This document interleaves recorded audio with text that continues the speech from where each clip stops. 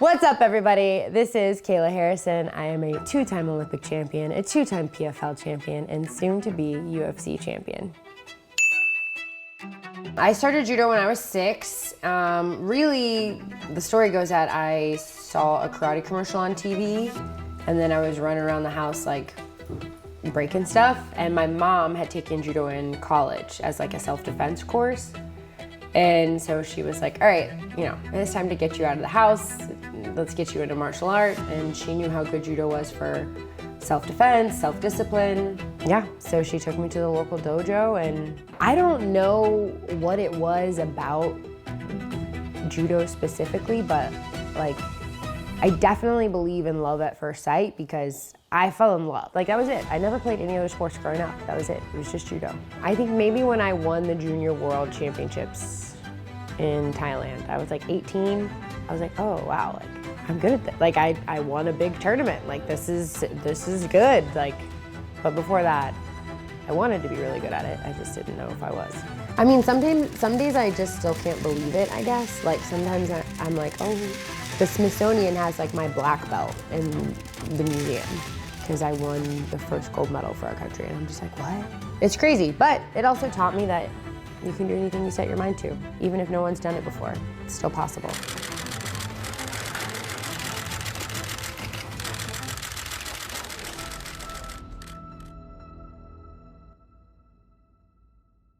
After the 2016 games, I knew that I was done with judo. Like, before I even went to my last Olympics, I was burnt out. Like, I was like ready to be done. And after the games, I suffered kind of like a post-Olympic depression. I went from being super focused and like never hitting the snooze button to not even setting an alarm. I didn't even have a Netflix account, and then all of a sudden I had watched everything there was to watch on Netflix. Like, you wanna talk about couch potato? Like, I'm pretty sure there was like an indent of me in my couch. And I was drinking a lot, and I was going to like all these parties and doing like a bunch of cool stuff, but I just felt really sad and kind of empty, and I didn't know what the heck I was gonna do. So my friend invited me to like a striking class down in Boston, and I went, and I loved it. I was like, oh, like, I'm back in my body, I'm using my body, this feels good. And so I kept going back, and I think like about a month after I started doing the striking classes, I went to my first sparring session, and like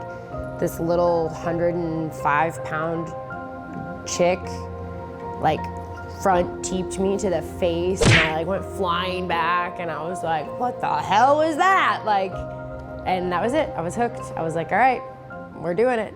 I mean, I think that I kind of always thought MMA was cool, but I was a little bit scared. Like most normal humans, you know, it is a scary thing to do, and it is absolutely insane when you really get down to brass tacks. Like, you get locked in a cage and someone tries to hurt you.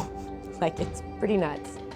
That can match that technique to get ready, and there's a beautiful throw down there by Kayla Harrison. This game is the way she is incorporating massive ground and pound, like you can see there from and top there's positions. some blood gushing here. Got distracted. Hard right elbow again by Kayla Harrison. Really turned in by Kayla Harrison. Lovely. High amplitude takedown there for Kayla Harrison. Here by Kayla Harrison. Can she put on the finishing touches? A touch over 10 seconds. Oh, wow. That's a wrap. It is done. Kayla Harrison. Kayla Harrison! The thing about striking was, I was in my body, I was using my body. I felt like I could do it, but I sucked. Like, it was like kind of the beginning all over again. You know, it wasn't boring. Like, not that judo was boring, but I spent 20 years perfecting, you know, I did the same throw.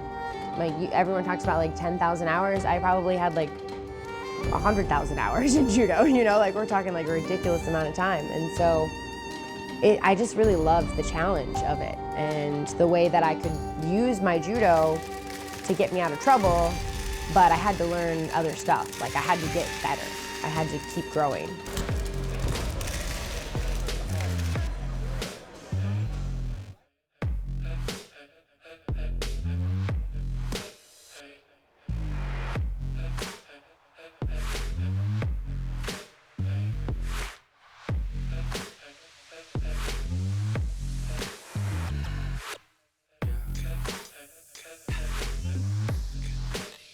Did I have a moment where I knew I was good at it? No, I don't think I've had that moment yet where I'm like, oh, I've made it. Which is kind of weird, I guess, because I've had a lot of fights.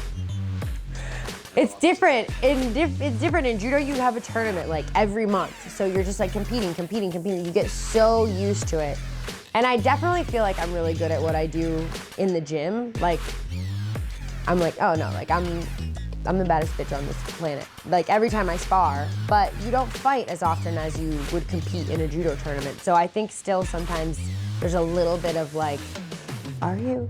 But are you? And then you go out and you do it and you win and you're like, oh yeah, you are. Like, you are.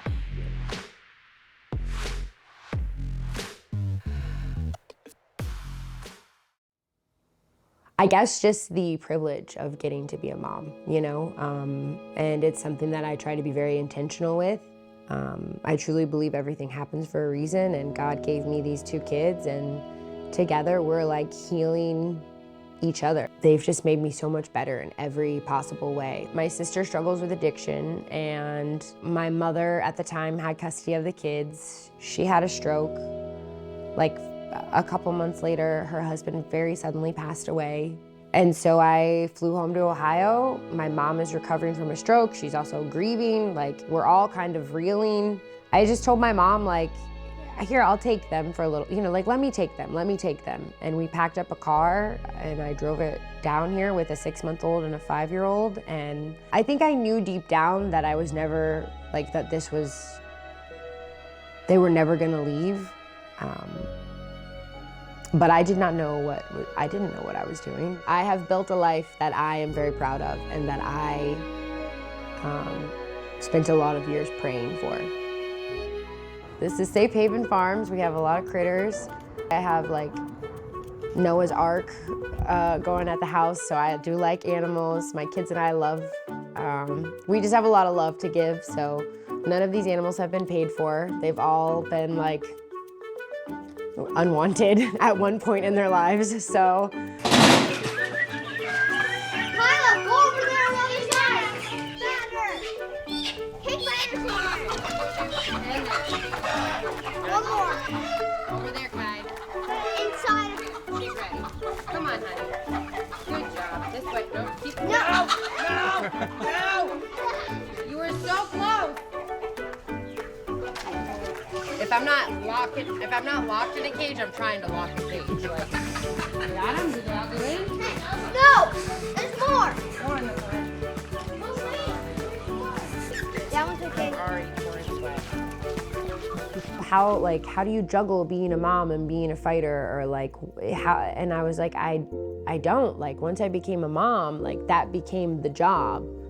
And once I realized that like my kids love me and they don't care if they don't care if I get a belt or I don't get a belt, or if I have a lot of money or if I don't have a lot of money. Like, they care that I come home. They care that I tuck them in at night. You know, they care that I'm there to like kiss a boo-boo. Like, they don't give a shit about any of that other stuff. And once I realized that, dude, it like set me free. I became a free fighter. Like, I no longer had to fight because I needed to earn something from someone. Like, oh, I need to be a millionaire, or I'll be happy when I have a gold medal. I'll be happy. Like, I no longer operate from that place of fear.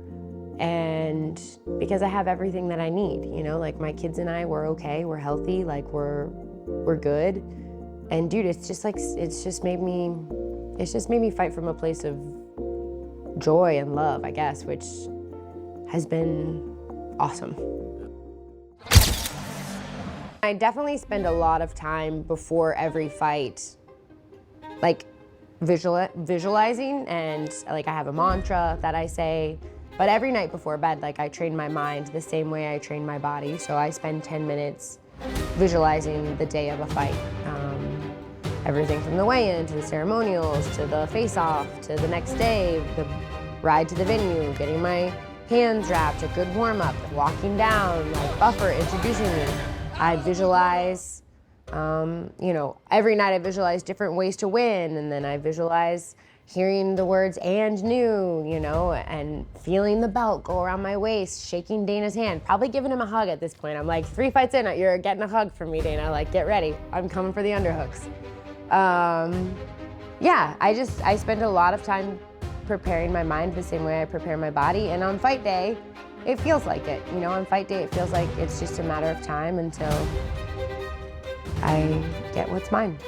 I don't want to be UFC champion. I'm about to be UFC champion. We're almost there, baby. We're on like the 1 yard line.